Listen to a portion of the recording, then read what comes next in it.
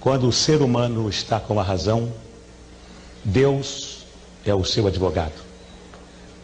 Ninguém vence o ser humano quando ele tem razão.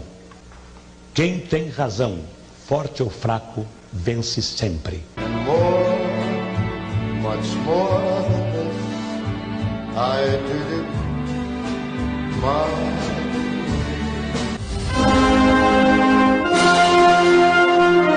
A Voz do Brasil. A Voz do Brasil conhece Jorge Cajuru. Comunicando. Em Brasília, 6h30. Boa noite. Começa agora a segunda edição do Telejornal A Voz do Senado. Hoje, quinta-feira, 18 de abril de 2019.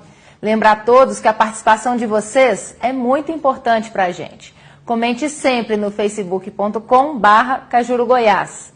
O senador Cajuru subiu à tribuna na última sessão da semana, quarta-feira, e relacionou os acontecimentos que impactaram a vida do brasileiro neste primeiro quadrimestre do ano. Entre os vários problemas, um que se agrava continuamente: a falta de moradia digna para a maioria da população brasileira. Brasileiros e brasileiras, vossas excelências, seu empregado público Jorge Cajuru sobe a esta tribuna hoje, quarta-feira, 17 de abril de 2019. Senhoras e senhores senadores, e aqui citarei ao longo do que passei neste final de semana, pensando nos acontecimentos que impactaram a vida brasileira nestes primeiros 4 meses do ano. Aliás, creio eu, nós que chegamos a esta casa pelo voto popular, não temos o direito de não pensarmos diuturnamente no Brasil. Passando mentalmente os acontecimentos, pensamos em Brumadinho, que é uma sequência do crime de São Marco, em Bento Rodrigues, a tragédia que vitimou jovens atletas do Flamengo no Ninho do Urubu, as enchentes também no Rio de Janeiro, que causaram grande destruição em vários setores da cidade, o episódio dos 80 tiros no carro de uma família que ia para uma reunião familiar, também no Rio. E ainda no Rio, o desabamento dos 3 prédios em zona de risco. Além do desabamento desses 3 prédios no Rio, no bairro de Muzema, no ano passado, tivemos o desabamento de um prédio no centro de São Paulo de 24 andares, ocupado por 400 famílias sem outro local para morar. Diante de tantos infortúnios, para nossa sofrida população, que parece desamparada pelo poder público, evoco um dos mais fecundos cancioneiros brasileiros, Zé Ramalho. Lembra da inesquecível canção dele, Vida de Gado? Vocês que fazem parte dessa massa, que massa nos projetos do futuro? É duro tanto ter que caminhar, é dar muito mais do que receber, e ter que demonstrar sua coragem à margem do que possa aparecer, e ver que toda essa engrenagem já sente a ferrugem lhe comer. A cada verso, o cantor repete, em sua magistral interpretação, esse é o Brasil, esse é o Brasil.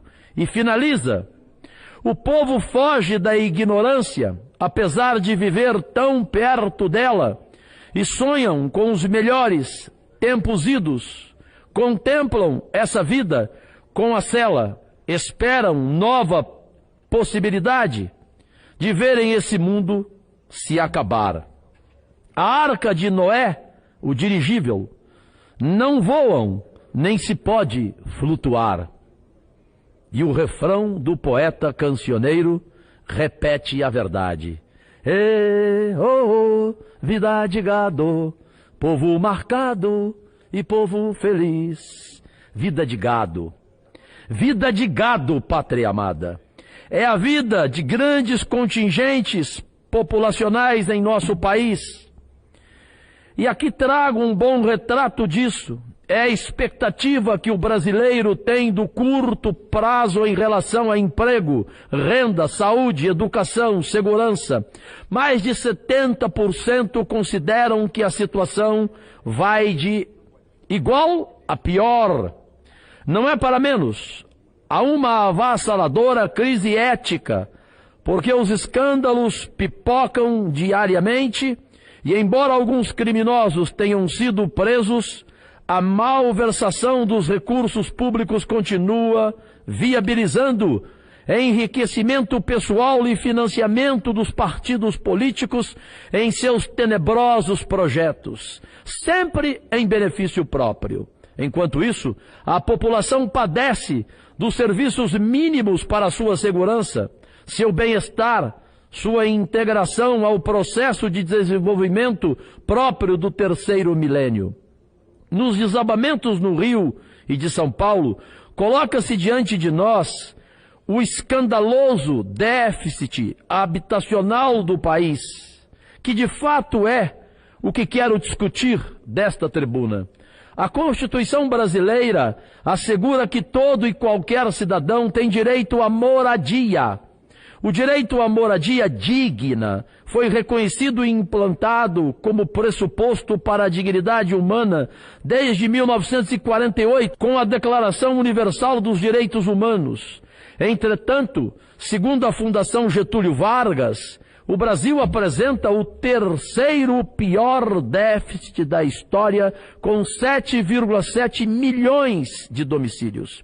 Segundo a Fundação João Pinheiro de sua Belo Horizonte, essa conta considera inclusive as habitações sem condições de serem habitadas em razão da precariedade das construções ou do desgaste da estrutura física e que por isso devem ser repostas.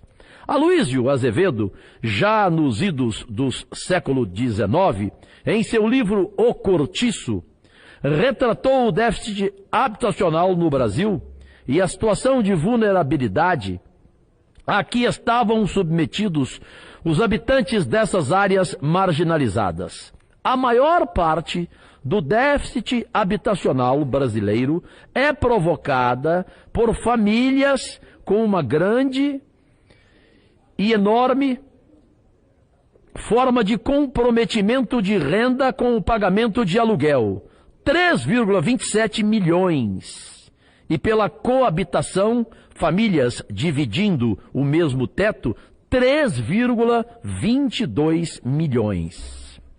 As chamadas habitações precárias são 942,6 mil moradias e o restante, 317,8 mil, pertence ao chamado adensamento excessivo de muita gente morando no mesmo lugar.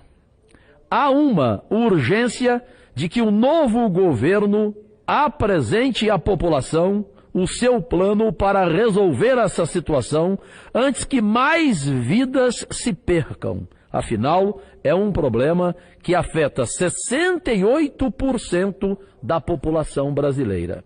E aqui vale lembrar Martin Luther King, o mártir da integração racial nos Estados Unidos. A frase lapidar dele, a injustiça num lugar qualquer é uma ameaça à justiça em todo lugar. É essa justiça em todo lugar que buscamos para o Brasil.